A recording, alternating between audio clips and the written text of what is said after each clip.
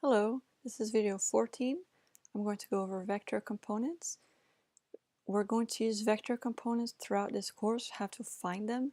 So this is a very important video. So first of all, what are components of a vector? So if you have a vector A here as drawn, then its perpendicular components will form a right triangle. And the perpendicular components, I'm going to call them AX and AY. So as you can see them drawn in the second picture here, what we're doing is, one way I like to think of it is, we have vector A. How do we get from the starting point to the ending point if we can only move in the X or in the Y direction? Well, we can go to the right and then we can go upward. The vector to the right is the X component and the vector to the upward is the Y component. So it does turn out that if you add vectors AX and AY using the tip to tail method, you will get vector A. So let's take a look at this first idea of vector components. It's not requiring any math just yet, just to make sure you understand what these vector components are. So this vector here, what are the X and Y components? So you want to think, well, if I start from the origin and I'm trying to get here to the tip, and I can only move in the X or in the Y direction, then which way can I go? So you can go to the right, 3, and then you can go down 4. So the horizontal one is the X component, which is 3, and the vertical one is the Y component, which would be -4 because you went down. So the answer would be 3, -4.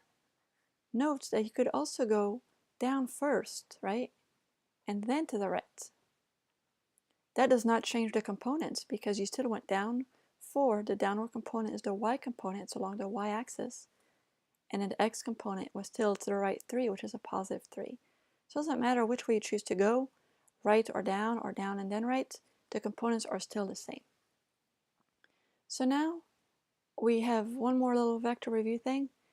The blank of a vector is always a positive quantity. So let's think about this. Well, the X component and the Y component are not always positive. We just saw in the previous example the Y component was negative. So it's actually going to be the magnitude. So this was just a little review question. The magnitude, think of it as the length of your vector, that's always a positive number. So now we want to look at, well, how do we figure out these components if they're not nice and whole numbers? So what we're going to do is we're going to use the trig functions. So I have two pictures here. In the first picture, we can see that I found the X component of my vector by using a cosine theta, and I found the Y component using a sine theta. How did I do this? Well, if you remember the definition of your trig functions, for example, that cosine of your angle is your adjacent over the hypotenuse. Well, what's the adjacent of this angle here? The adjacent is AX. What's the hypotenuse? Is the diagonal one is A. So by using this definition of this trig function, then you can get AX by itself by multiplying both sides by A, and you can see that you get AX is equal to A cosine theta. And I did the same thing using sine to figure out the Y component. Now, look on the right hand side, I have written down the opposite thing. I have now said that AX is sine, A sine theta, and AY is A cosine theta. I did this on purpose because I don't want you to think that the X always uses sine and the Y component always uses sine. It depends on which angle that you're given. That's why I wrote the note here. You see in the second picture, we were given this angle up top. And now, if we use the cosine definition, which is still adjacent over hypotenuse, well, the adjacent to this angle is now the Y. And the hypotenuse is still A, but now you can see that if you multiply both sides by A, you get AY equals A cosine, which is what I wrote down here. So, well, how do you know if you're going to use sine or cosine? You can always use the trig identity and figure it out just like I did here. Or you can use this little shortcut that I have written here. It doesn't look like a shortcut, but once you get the hang of it, this actually goes very quickly. So first, figure out which component are you looking for, the X or the Y component, and just write it down. So what this says right here is you're just writing down. Say you're looking for the X component, you're going to write AX. Ask yourself, is a desired component that you just wrote down, is it adjacent or opposite to the given angle? This is the most crucial question, because if you said that this component that you're looking for is adjacent to the given angle, then you choose the appropriate choice here. Well, if it was adjacent, that means I'm going to choose cosine. If this component that I wrote was opposite, then I'm going to use sine. So the trick to using this little formula here, you pick the component that you're looking for, you write an equal sign, you always write the hypotenuse first, and then you choose cosine or sine depending if the component is adjacent or opposite respectively. So let's look at the next couple of examples to use this shortcut here. The following vector has length 4 units. What are the x and y components? And then there's going to be another vector on the next page. So first thing you want to do is go ahead and draw those components. This is your vector down here. If you have to move in the x direction and the y direction to get to the end, you could move to the left here and then downward. And I do prefer to draw the components so that my given angle is enclosed by these components. Even though you could write the components down here and here, you don't have this angle, so then you have to solve for this angle and say use 60. If you just use the angle that you're given, it saves a step. So this is the x component, this is the y component. If we call vector A, and this is ax and this is ay. So let's find the x components. Well, we're going to use a shortcut. We're going to write down the components, write down an equal sign, write down the hypotenuse, and ask ourselves the crucial question, is this component opposite or adjacent to this angle? It is adjacent. That always uses cosine. Cosine of the angle, which is 30. And the last thing that you have to pay attention to, I think I had it written down here. Oh, I forgot to write it down. Ask yourself which way is the component going to figure out if it's positive or negative. That's very important. So ax was going to the left here, so you have to add a negative here.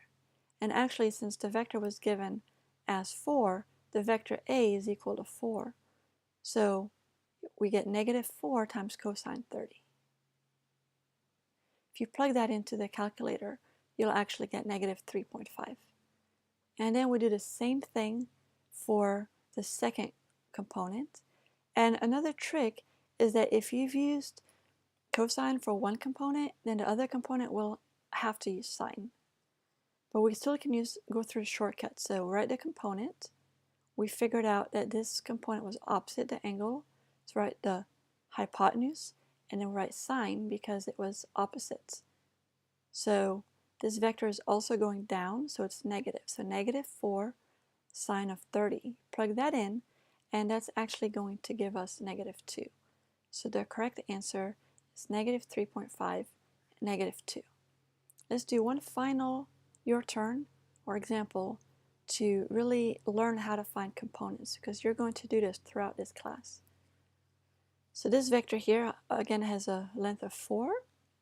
Let's call it vector B. And how do we get from the beginning to the ending point? We can go upward and then to the left. So the upward component is vertical, that's the y component, I'll call it by, and the other one will be bx to the left.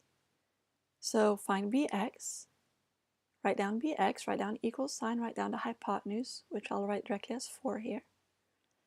And then ask yourself, is that component adjacent or opposite to the given angle? It's opposite. Opposite always uses sine, so we're going to use sine of 30. And then ask yourself, is it positive or negative?